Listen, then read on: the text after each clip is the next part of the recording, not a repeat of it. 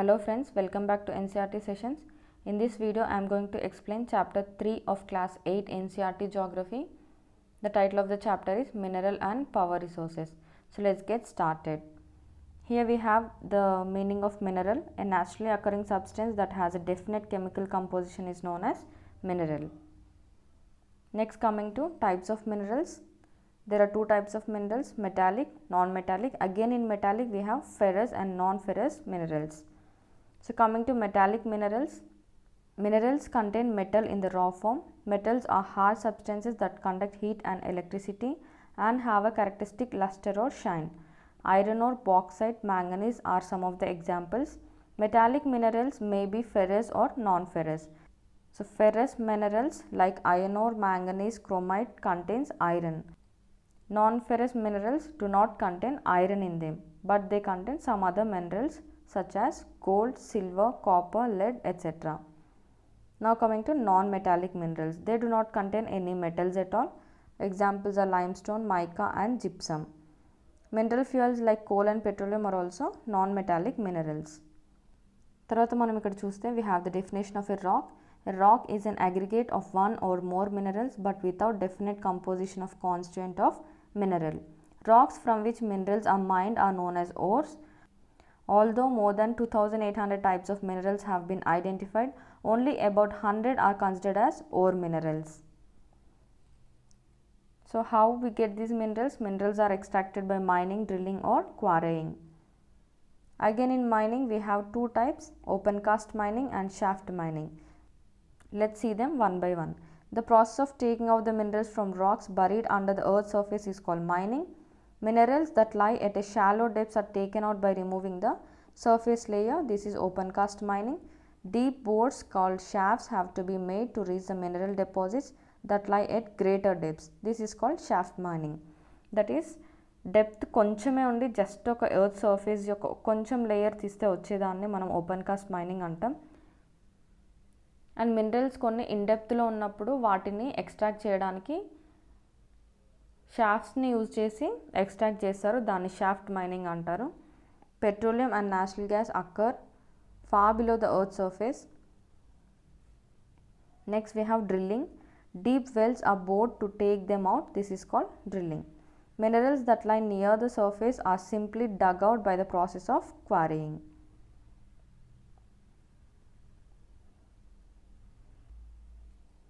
Next we have distribution of minerals. Generally metallic minerals are found in igneous and metamorphic rock formations that form large plateaus.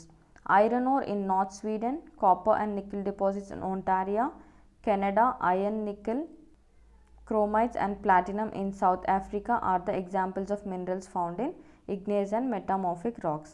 Sedimentary rock formations of plains and young fold mountains contain non-metallic minerals like limestone. Limestone deposits of Caucasus region of France, manganese deposits of Georgia and Ukraine, and phosphate beds of Algeria are some of the examples. Mineral fuels such as coal and petroleum are also found in sedimentary strata. So this is the distribution of minerals. Let's see it continent wise. Coming to Asia, China and India have large iron ore deposits. The continent produces more than half of the world's tin. China, Malaysia and Indonesia are among the world's largest leading tin producers. China also leads in the production of lead, antimony and tungsten. Asia also has the deposits of manganese, bauxite, nickel, zinc, copper, etc. This mineral distribution is also very important in the exam point of view. You have to remember all this. Next coming to Europe. Europe is the leading producer of iron ore in the world. Countries with large deposits of iron ore are Russia, Ukraine, Sweden, France, etc. Mineral deposits of copper, lead, zinc, manganese and nickel are found in the Eastern Europe and European Russia. Here you can see Switzerland has no known mineral deposits in it. Next coming to North America. The mineral deposits in North America are located in three zones: the Canadian region, north of the Great Lakes, the Appalachian region and the mountain ranges of the west. Iron ore, nickel, gold, uranium and copper are mined in the Canadian Shield region, coal in the Appalachian region. Western Cordilleras have vast deposits of copper, lead, zinc, gold and silver. Next we have South America. Brazil is the largest producer of high-grade iron ore in the world. Chile and Peru are leading producers of copper. Brazil and Bolivia are among the world's largest producers of tin. South America also has a large deposits of gold, silver, zinc, chromium, manganese, bauxite, mica, platinum, asbestos and diamond. Mineral oil is found in Venezuela, Argentina, Chile, Peru and Colombia. Next we have Africa. Africa is rich in mineral resources. It is the world's largest producer of diamonds, gold and platinum. South Africa, Zimbabwe and Zaire produce a large portion of the world's gold.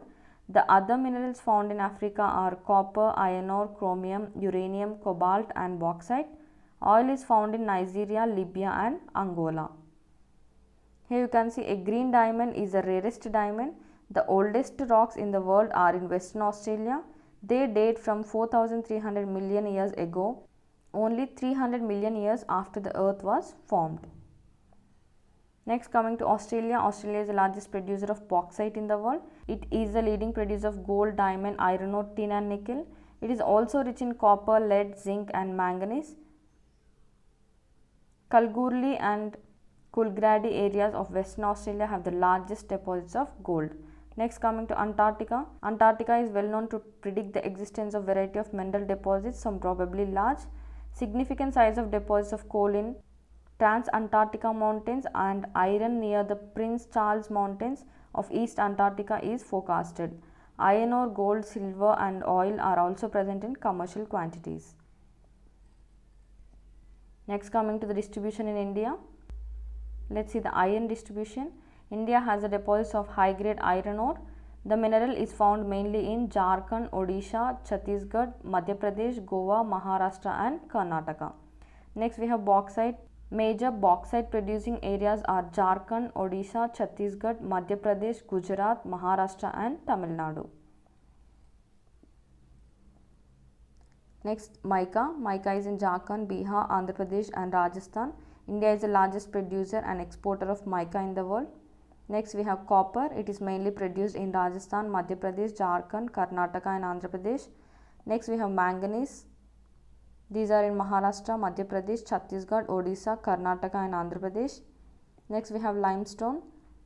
Major limestone producing states in India are Bihar, Jharkhand, Odisha, Madhya Pradesh, Chhattisgarh, Rajasthan, Gujarat and Tamil Nadu. Next we have gold.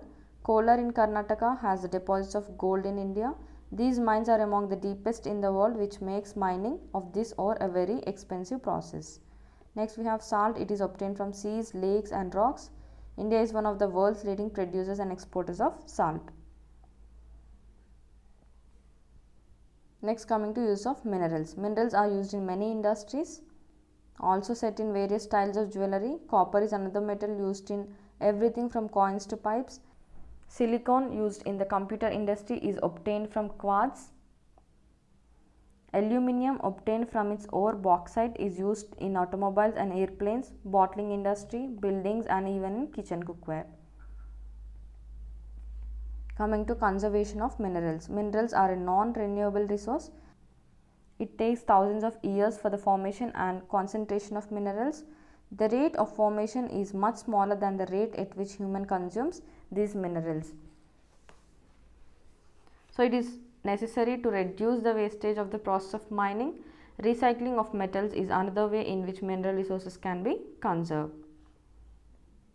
Next we have power resources. Power or energy plays an important role in our life. We also need power for industry, agriculture, transport, communication and defense. Power resources may be broadly categorized as conventional and non-conventional resources. So here if you can see conventional resources, these are the sources which are used for the common use for a long time. For example, firewood and fossil fuels are the two main conventional energy resources. First, firewood. It is widely used for cooking and heating. In our country, more than 50% of the energy used by villages comes from the firewood.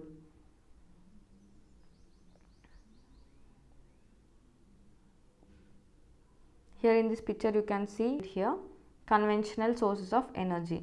Let's take oil. The advantages are easier to transport, basis of petrochemical industry. Next we have natural gas, easier to transport through pipelines, cleaner than oil and coal, cheaper than oil.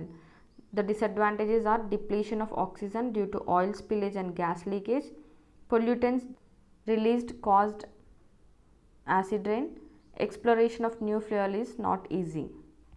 Next, coming to firewood, the advantages are easy access, provides energy to a large number of people. Coming to disadvantages, collection is time consuming, polluting, promoting greenhouse effect, deforestation. Next, coming to coal, advantages are extensively available, efficient conversion of electricity.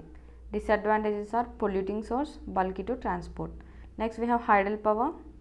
Advantages are non-polluting, promotes irrigation and fishing, cheap. Disadvantages, displacement of local community, inundates slow, expensive to set up. These are the conventional sources of energy with their advantages and disadvantages. This is very, very important.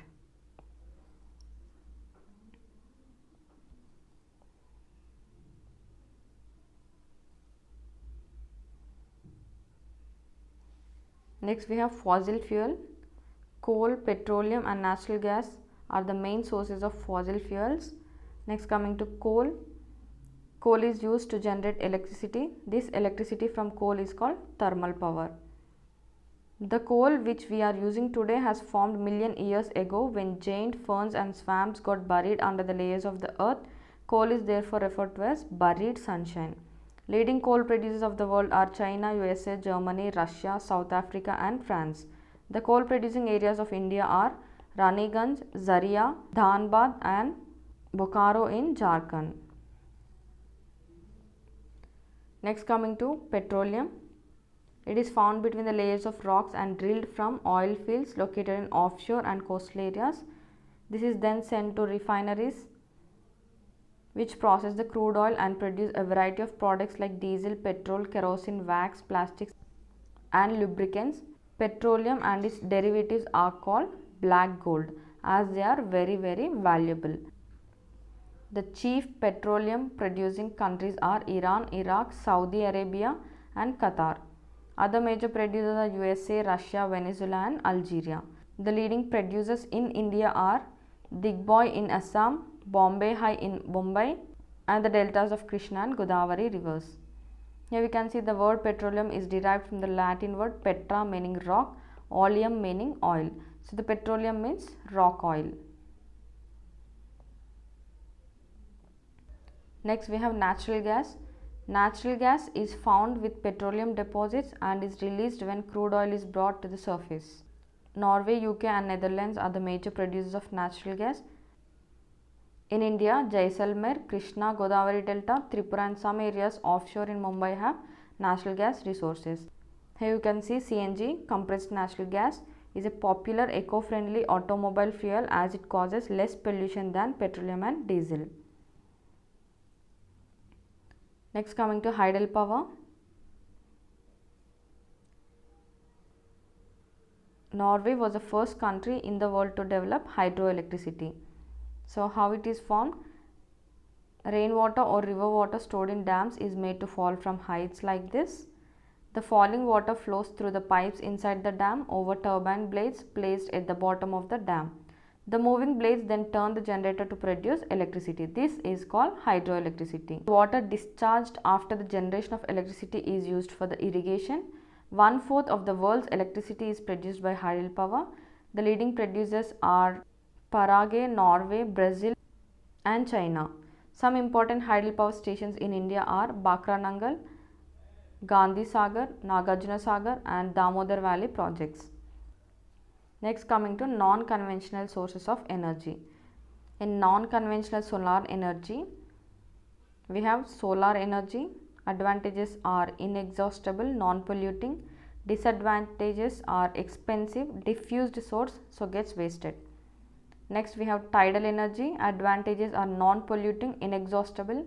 Disadvantages are destroys wildlife habitat, difficult to harness. Next we have wind energy. Advantages are non-polluting, low cost production of electricity, safe and clean.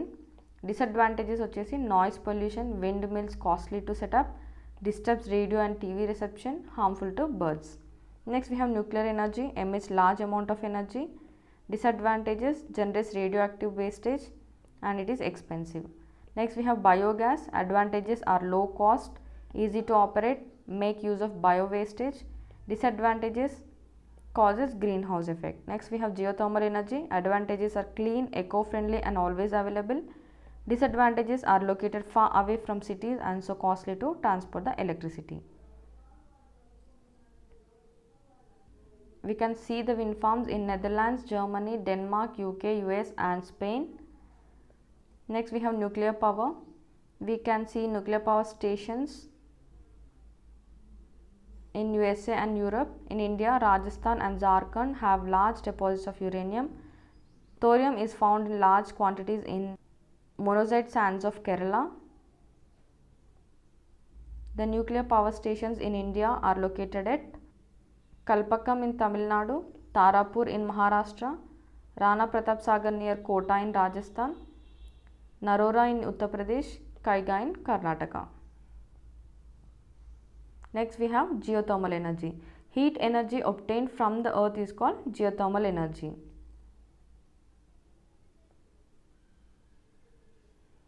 So this geothermal energy in the form of hot springs has been used for cooking, heating and bathing, etc. USA has the world's largest geothermal power plants, followed by New Zealand, Iceland, Philippines and Central America. In India, geothermal plants are located in Manikaran in Himachal Pradesh and Puga Valley in Ladakh. Here we have the first tidal energy station was built in France. So what is tidal energy? Energy generated from the tides is called tidal energy. Tidal energy can be harnessed by building dams at narrow openings of the sea.